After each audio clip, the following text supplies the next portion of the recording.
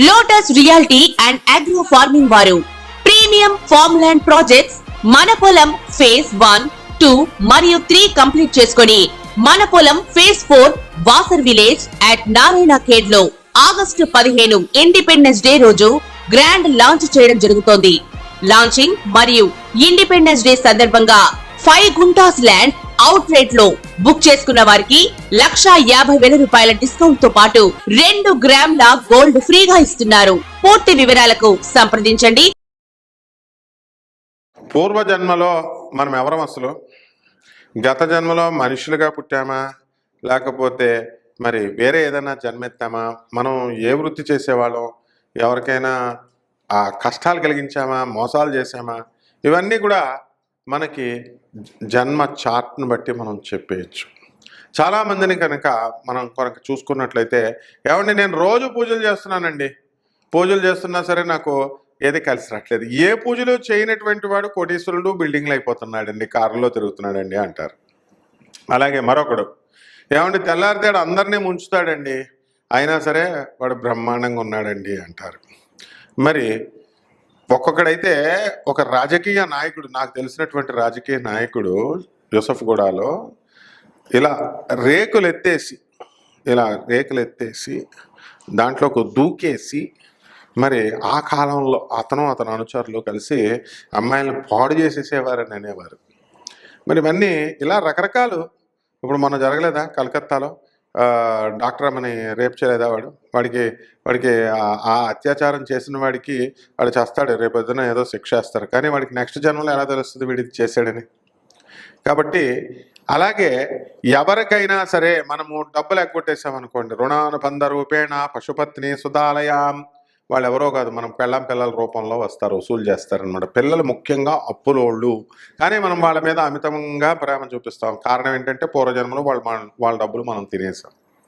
కాబట్టి లగ్న చార్ట్లో మనకి గురు శని యొక్క కదలికలను బట్టి, ప్లేస్మెంట్లను బట్టి, అలాగే 12వ ఇంట ఉన్నటువంటి గ్రహాలు కానీ ఆ యొక్క స్థానాలను బట్టి మనం ఏంటంటే ఈ గత జన్మ అనేటటువంటిది మనం చెప్పగలుగుతాం.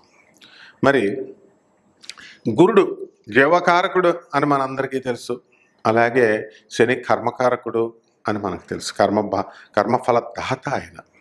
కాబట్టి ఆ శని నుంచి గురుడికి ఉన్నటువంటి స్థానాలు, లేకపోతే ఆ గురుడి దృష్టి ఈ యొక్క శని మీద ఉందా, శని యొక్క దృష్టి గురుడి మీద ఉందా, శనికి గురుడు వెనకాలన్నాడా ముందున్నాడా, ఇలాంటి అనేకమైనటువంటి అంశాలతో 12ంట ఏ గ్రహమై ఉంది, మరి 12ంట్లో ఉన్నటువంటి గ్రహాల్లో ఏ గ్రహాలు ఉన్నాయి, ఏ రాశి అయి ఉంది 12వది, మరి ఆ ద్వాదశాధిపతి ఎక్కడున్నాడు, ఆ పంచమాధిపతి, ఆ షష్టాధిపతి ఎక్కడున్నాడు, ఇలాంటి టెక్నికల్ ఇష్యూస్ అనేకమైనటువంటివి మనం చూడాలన్నమాట. అందుకనే నాడీ జ్యోతిష శాస్త్రంలో వీళ్ళు పూర్వజన్మ ఏంటి, ఇదేంటి అని ఆ తాళపత్ర గ్రంథాల ద్వారా మనకి చెప్తూ ఉండేవారు వైద్య కోవెల్లో. మరి ఇప్పుడు కూడా అది కూడా బోగస్ అయిపోయినాయి, అగస్త్యనాడి, శివనాడి అన్నీ బోగస్ అయిపోయినాయి అనుకోండి. కాబట్టి ఈ యొక్క పూర్వజన్మలో ఎవరైతే గరుడ పురాణం క్లియర్గా చెప్పబడి ఉంది, మనం చేసినటువంటి పాపాల వల్ల, మనం చేసినటువంటి పుణ్యాల వల్ల మనకి పుణ్యాలైతే ఎలాంటి సుఖాలు వస్తాయి, ప్రతి పురాణంలో కూడా చెప్తారు. విశేషించి మనకి ఈ చెడ్డ పనులు చేస్తే ఏ జన్మలో ఈ నెక్స్ట్ జన్మలో ఏ శిక్షలు వస్తాయి అనేటటువంటిది గురు చరిత్రలో చెప్పబడింది, అలాగే గరుడ పురాణంలో చెప్పబడింది. ఇప్పుడు ఇతరులు తింటున్నటువంటి అన్నాన్ని, ధాన్యాన్ని దోచేసుకున్నాం అనుకోండి, మనం వేరే వాడి పొట్ట కొట్టామనుకోండి, నెక్స్ట్ జన్మలో మనం మిడతగా పుడతాము. అలాగే మనకి వేరే వాళ్ళ నీళ్ళ దొంగతనాలు ఉంటారు చాలామంది, బోర్ వాటర్ వేసేసి ఇక్కడ ఆమె కాలనీలోనే కదండి, మనం నీళ్ళే కదండి, ఎవరు చూడొచ్చారు, మోటార్ వేసేసుకొని లాగేసుకుంటున్నాం, అవతల వాళ్ళకి రావాల్సింది. అటువంటి వాళ్ళంతా కూడా చకోర పక్షులు అవుతారు.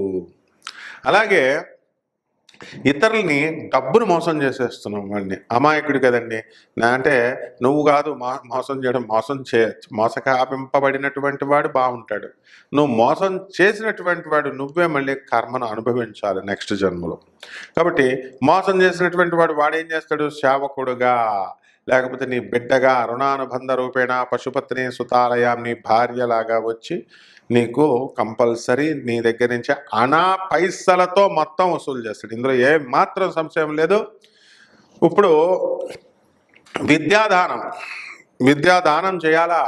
నువ్వు విద్య వచ్చినటువంటి చాలామంది ఆధ్యాత్మిక ప్రవచనకారులు అవనియండి, ఈ జ్యోతిష మేము చెప్పుకుంటున్నామండి, ఆ గురువులుగా ఉన్నటువంటి వాళ్ళు, గురుస్థానాల్లో ఉన్నటువంటి వాళ్ళు ఎవరైతే మేము సిద్ధ గురువులం, తర్వాత ఈ యొక్క జగద్గురువులం, సద్గురువులం అని చెప్పుకునేటటువంటి వాళ్ళు, వీళ్ళంతా కూడా బ్రహ్మరాక్షస జన్మ అనుభవించాలి. ఎందుకంటే వీళ్ళు ఎవరికివే మీరు చెప్పింది, ఎవరికి చెప్పారు మీరు? విద్య ఎక్కడ? యువర్ టీచర్ చెప్తాడు స్టూడెంట్స్కి. అంతేగాని ఏవో సొల్లు చెప్పేసి, ప్రవచనాల కింద సొల్లు చెప్పేసి నేను జీవితాలను బాగు చేసేస్తున్నాను, ఏదో వాడు వీక్ మైండెడ్ కాబట్టి వాడు వచ్చి అడుగుతాడు, గురువుగారు నాకు బాగాలేదండి ఇదండి అని అడిగితే మీరు ఎలా చెప్పాలా? ఏదో ఒకడు ఇలా అంటాడు, ఏదో ఆశ్రయిస్తే ఏదో జీవితాల్లో మనకి వాడి గవర్నమెంట్ జాబులు ఇస్తున్నట్టు. ఏమిటది? అంటే ఇలాంటి వాళ్ళంతా కూడా సరైనటువంటి యథార్థమైనటువంటి జ్ఞానాన్ని ఇవ్వకుండా యోని పూజలని, వామాచార పూజలని, కౌలాచార పూజలని, ఇలాగ రకరకాల పూజలు. ఇంకొకడు ఉంటాడు, వాడేం చేస్తాడంటే కట్లు వేస్తున్నాను, చేసినటువంటి మంత్రాలు శివుడు మంత్రాలు చాలా స్వల్పమైన, ఓం నమ శివాయ, ఓం నమో నారాయణాయ, ఇలాంటి మంత్రాలన్నీ పనిచే సింపుల్ అంటూ వాడికి. అర్జునుడు సాక్షాత్తు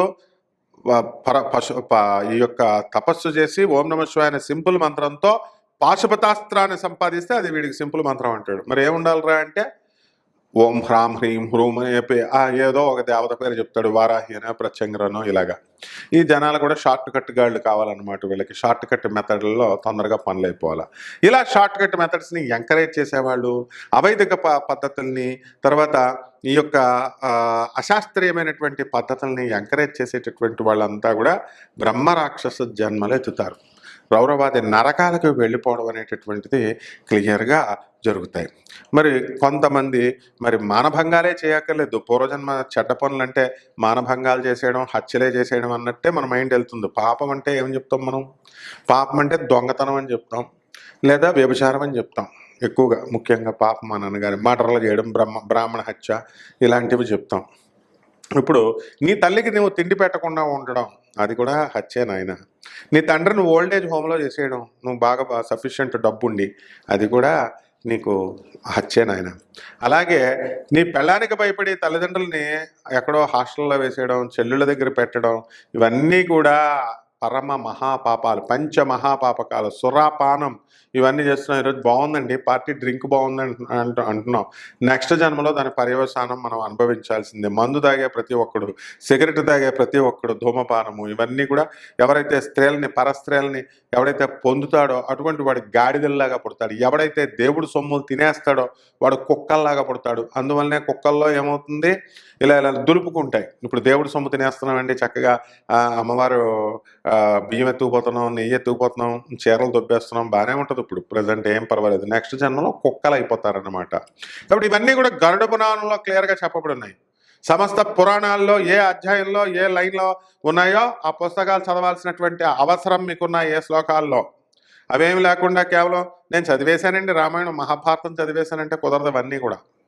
కాబట్టి ఈ యొక్క ఉన్నది లేనట్టుగా, లేనిది ఉన్నట్టుగా చెప్పేటటువంటి ప్రవచనకారులు తమ సొంత ఇంటర్ప్రిటేషన్స్తో, అదే మహాపాపం. అంటే దేవుడు చెప్పంది చేయడం, చెప్పింది చేయకపోవడం కూడా మహాపాపమే. ఒక బైబిల్ అయినా, ఒక గ్రంథమైనా, ఒక పురాణమైనా, ఏదైనా సరే దేవుడు ఏదైతే మనకు చెప్పాడో దాన్ని మనం పాటించాలి. మన సొంత కవిత్వాలతో చేస్తే అది మహాపాపం అది. కాబట్టి ఈ యొక్క పురాణాలు చెప్పేటటువంటి ప్రవచనకారులు, జ్యోతిష పండితులు ఎవరైతే ఉన్నారో వీళ్ళంతా కూడా యథాతథంగా లేకుండా వాడికి 1,00,000 రూపాయలు వేసేస్తాం, 50,000 వేసేస్తాం, మోసం చేసాం, ఫోన్లు స్విచ్ ఆఫ్ పెట్టేసాం, ఆనందం చాలా బాగుంటుంది. ఇప్పుడు తర్వాత నెక్స్ట్ జన్మలో ఎలా ఉంటుందంటే నువ్వు ఎండిపోయిన చెట్టులాగా.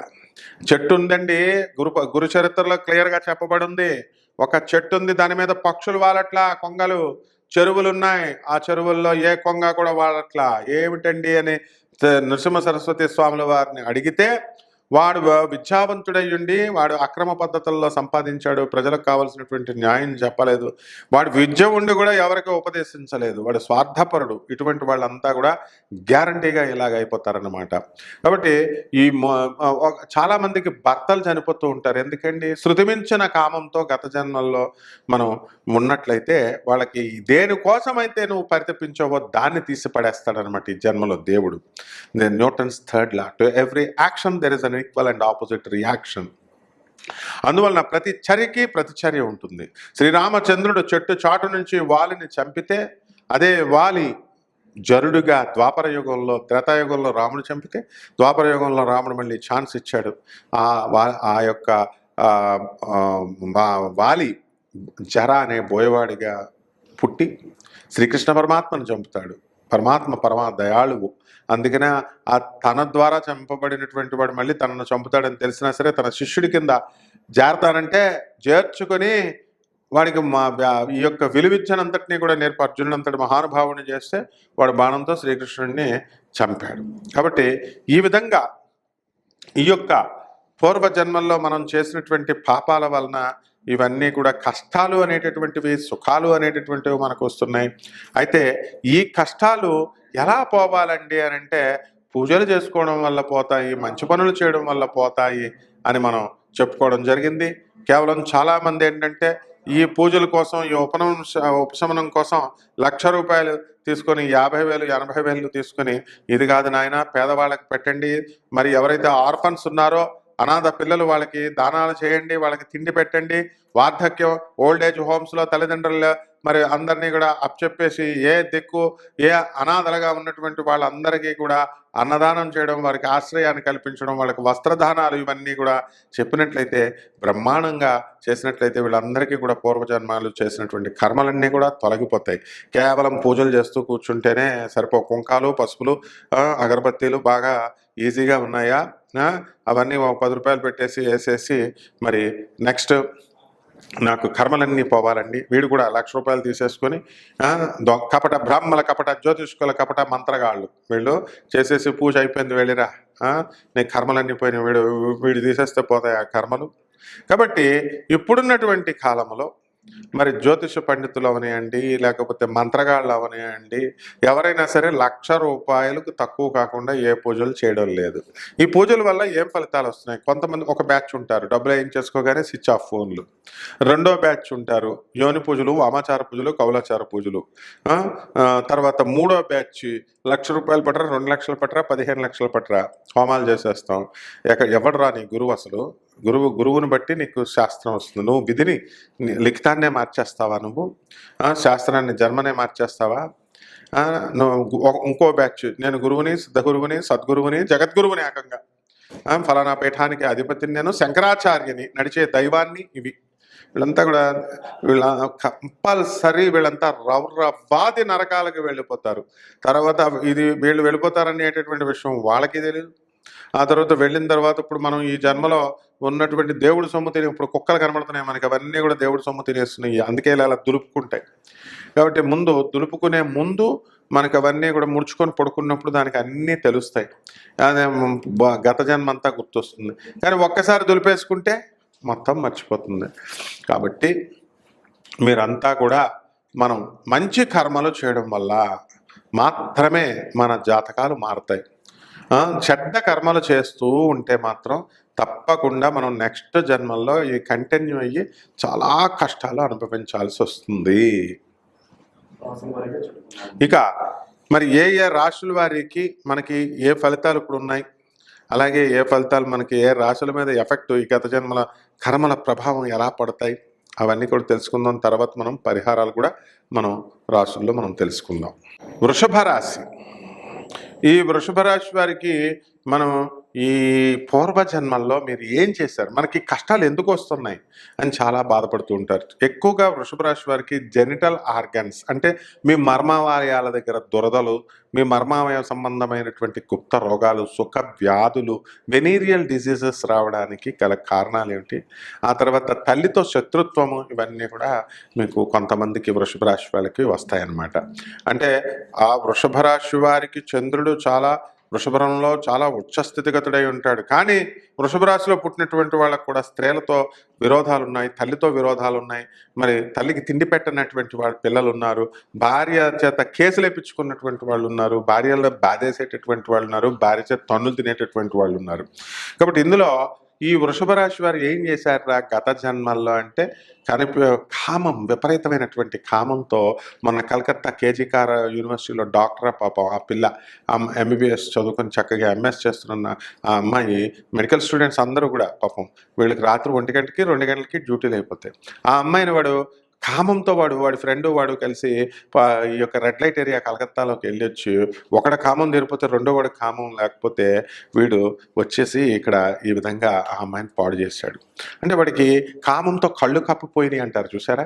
అందువల్ల కామంతో కళ్ళు కప్పిపోయినప్పుడు వాళ్ళు ఈ జన్మలో అంధులుగా పుట్టడానికి అవకాశాలు ఉంటాయి. చాలామంది అయ్యో పాపం గుడ్డోళ్ళండి వీళ్ళు ఏం చేశారండి అని, ఈ జన్మలో చాలా మంచోళ్ళండి అంటారు. గత జన్మలో కామంతో ప్రవర్తిస్తూ చిన్న పిల్లలపైన లైంగిక దాడులు మనం చూస్తాం స్కూళ్ళల్లో.